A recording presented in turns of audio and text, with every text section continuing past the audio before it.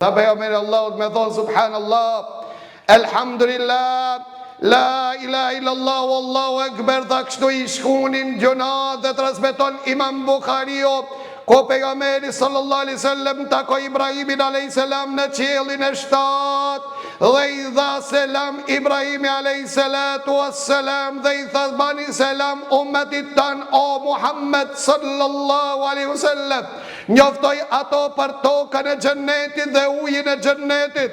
Çfarë ishte toka e xhennetit që tha Ibrahimi alayhis salam? Tha toka e xhennetit, tokë e mirë pjellore. Oji është i këndshëm për ata, tha, dhe në ta ka mundësi me mbjellën. Let mjellin ato sa të mundin pem në kopshtat e tyre. Let i zbukurojnë kopshtat e tyre.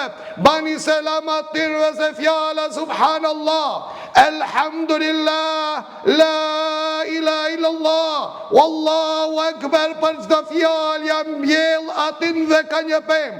Apo me një transmetim ka një palm, zbukuroj kopshtin ton xhenetin Allah. Dhe transmeton Xhabir ibn Abdillah i cili thonte, nëse kaloni pranë kopshtet e xhennetit, pushonin ta, tha Rasulullah, cilat janë kopshtet e xhennetit?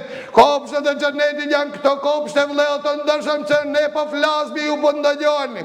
Kopshtet e xhennetit janë ku përmendet Allahu pastaj në këtë transmetim, siç e ka transmetuar Ibn Abi Dunya dhe Imam Tabarani, thot pejgamberi Allahut kur shkon dëshirë me ditë pozitën e vet që e ka te Allahu. A keni dëshirë me ditë çfarë pozite ke te Allahu azza wa jall? Pozitën e tek Allahu e ke aq Allahu se ka pozitën e tij te zemra jote.